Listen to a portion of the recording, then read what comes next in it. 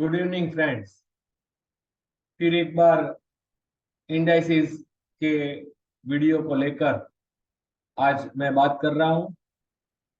और जैसे last week में भी मैंने बोला था, हर फ्राइडे को हम एक जो इंडाइसिस है सभी निफ्टी के, इसके ऊपर अपना वीडियो बनाएंगे।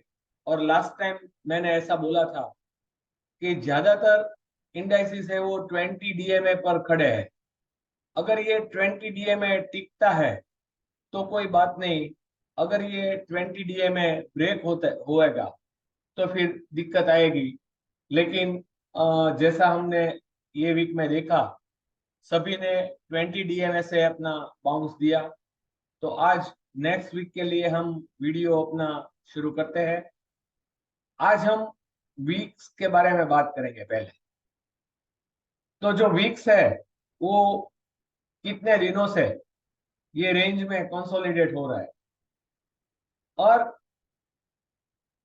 उसकी आरएसआई भी बहुत ही नीचे आ चुकी है।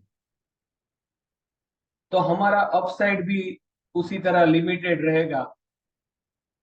कितना चलेगा वो बाद में हमें पता चलेगा, क्योंकि रेजिस्टेंस लाइन के हिसाब से वो चलेगा। लेकिन जब इंडिया विक्स यहाँ से ऊपर आना शुरू होगा तो मार्केट में गिरावट आ सकती है।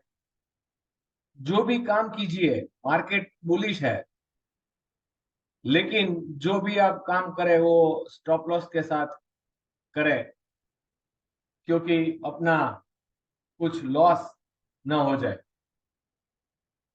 अब हम निफ्टी के बारे में बात करते हैं। निफ्टी ने अपना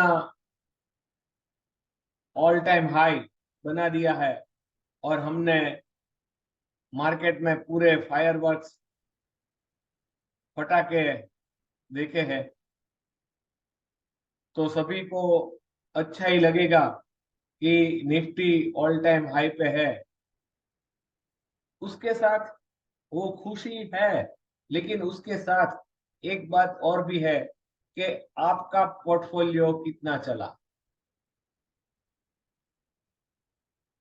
उसका क्या होगा। अगर सभी आइटम चल रही है, सभी स्टॉक्स चल रहे हैं और आपका पोर्टफोलियो पॉजिटिव नहीं हो पा रहा है, क्योंकि आप वैसे मान लीजिए कि हमने 17,000 से शुरुआत की थी। 17,000 से 19,000 निफ्टी का रेज 2000 पॉइंट का हुआ, लेकिन आपको कुछ गेन हुआ या नहीं हुआ। अगर नहीं हुआ है तो आपको आपका पोर्टफोलियो रिशफल करना पड़ेगा। अगर हम निफ्टी की बात करें तो ये जो लेवल है, ये उसका इमीडिएट रेजिस्टेंस लेवल रहेगा।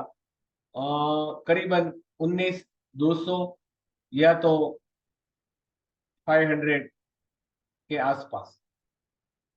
19,200 या तो 19,500 के पास उसका शॉर्ट टर्म रेजिस्टेंस रहेगा। वहां से रिवर्स होने की आशंका है, तो वो लेवल आप ख्याल रखिएगा।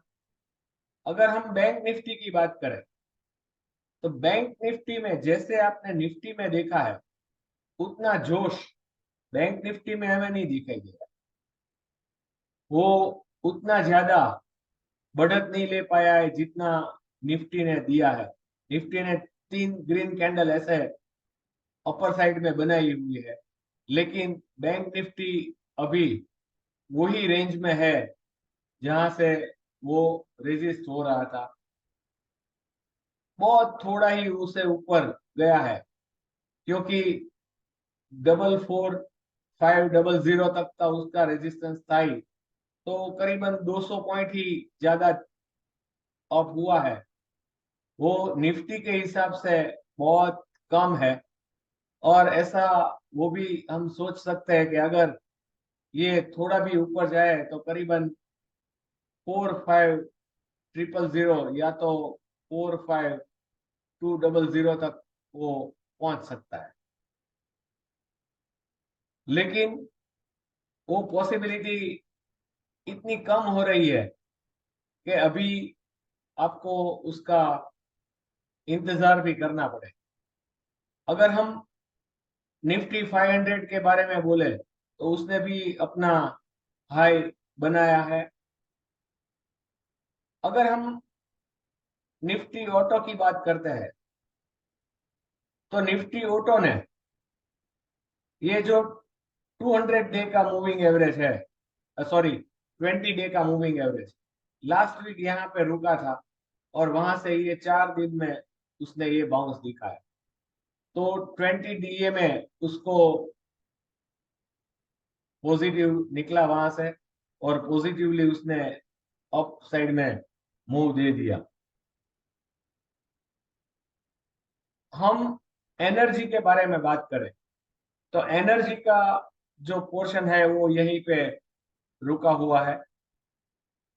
हमें ऐसी उम्मीद थी कि वो आगे निकलेगा, लेकिन उसमें इतना जोश नहीं आया कि वो आगे निकल पाए। निफ्टी फाइनेंस की बात करें तो उसने अपना रेजिस्टेंस लेवल है वो क्रॉस कर दिया है यहाँ से, लेकिन ये जो कैंडल बनी हुई है ये दोनों कैंडल बहुत ही छोटी है और उसमें इतना जोश नहीं है जितना ये कैंडल में है। अगर आप देखिएगा ये ग्रीन कैंडल बड़ी ही है, लेकिन बाद में जो मार्केट बढ़ता है उसके साथ जो कैंडल बननी चाहिए थी वो इतनी ताकतवर नहीं है कि उसमें हम आगे कुछ के बारे में कुछ सोच सके। जैसे आप यहाँ पे देख रहे हैं निफ्टी ये लेवल पे था, वहां पे आरएसआई ये लेवल पे था। ये फाइनेंस की बात करें तो ये उससे अप हुआ है, लेकिन आरएसआई वहां तक नहीं गई, तो वो भी ख्याल रखिएगा। एफएमसीजी में उसने अपना रेजिस्टेंस लेवल क्रॉस नहीं किया है, यही रेंज में वो घूम रहा है। अगर दूसरी बार ये यहाँ से रिजेक्ट होता है तो हमें डाउन साइड दिखने को मिलेगी। एफएमसीजी में ये लेवल क्रॉस होने के बाद ही आपको कुछ सोचना है बाय के बारे में। निफ्टी हेल्थ के बारे में हम बात करें तो हेल्थ ने बहुत ही बढ़िया अपमूव दिखाया है और वो अपना रेजिस्टेंस लेवल पे पहुंच चुका है। और आरएसआई भी अगर आप देखें तो ओवरबॉट जोन में है, तो वहां भी ट्रेड है वो ये जगह से ऊपर ही आपको लेने हैं। अगर यहाँ से रिवर्स होता है तो फिर आपको ये लेवल जो कि अभी तक वो रेजिस्टेंस था, now it becomes a support, तो वो लेवल को आपको ख्याल रखना है। इंफ्रा के बारे में सोचे, इंफ्रा ने ब्रेकआउट दिया है। अगर एक दिन वो ऊपर की ओर सस्टेन करता है तो हम 100% उसमें बाय के बारे में सोचेंगे। तो जो भी अच्छे स्टॉक इंफ्रा के हैं उसको ख्याल में रखिएगा।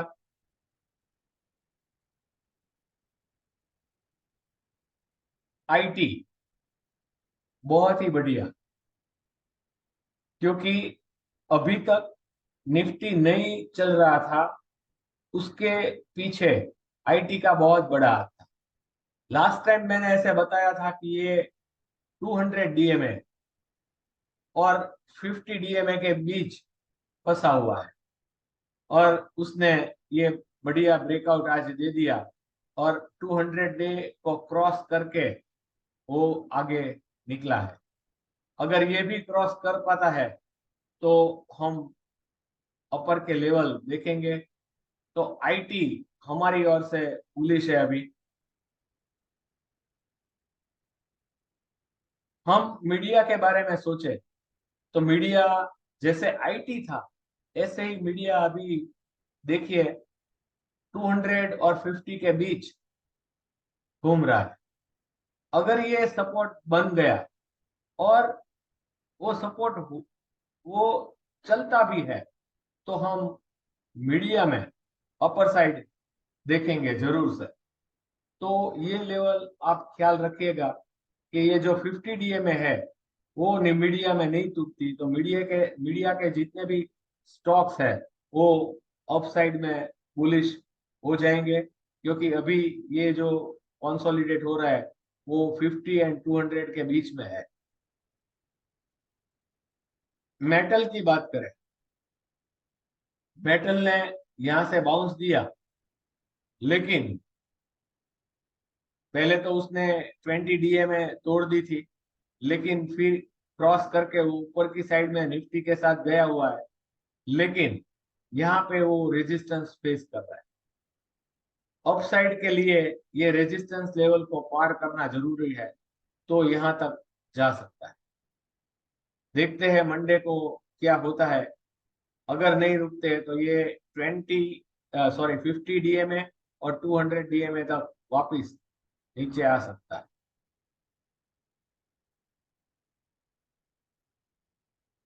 हम एमएनसी के बारे में बात करें तो एमएनसी भी ये 4 दिनों के तेजी हुई, लेकिन वो जो अगला हाई है वो क्रॉस नहीं हो पा रहा है। जहां से हमने फिबोनाची रिट्रेसमेंट ड्रॉ किया था वो हाई क्रॉस नहीं किया हुआ है।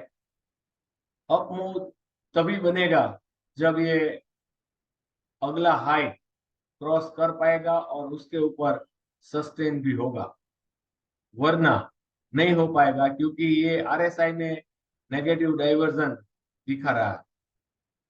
तो अगर आरएसआई का नेगेटिव डाइवर्जन है तो यहाँ से घूमने की पूरी पॉसिबिलिटी है कि वो यहाँ से घूम जाए।